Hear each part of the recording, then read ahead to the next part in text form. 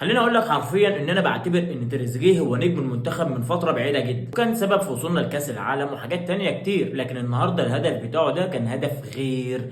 تريزيجيه قطع الشبكه حرفيا، فرتكها، من احسن الاهداف بصراحه اللي انا شفتها للمنتخب في الفتره الاخيره. لكن بقى تعالى لاداء المنتخب، فاحب اقول لك ان اداء المنتخب ما كانش قد كده. في الشوط الاول كنا ضاغطين على المنتخب الموريتاني، ما كانش قادر ياخد نفسه. لكن الشوط الثاني لما بدانا نلعب ونجيب اجوان، موريتانيا بدات خلاص مش باقي على حاجه، بدات انها تلعب. وهنا بان المستوى الحقيقي بتاعنا، مستوى ضعيف وهزلي. احنا لو بنلعب بالطريقه دي منتخب زي منتخب المغرب هيبهدلنا. لكن تعالى بقى عشان الناس اللي بتقول لك ليه حسام حسن ما بداش بمصطفى محمد.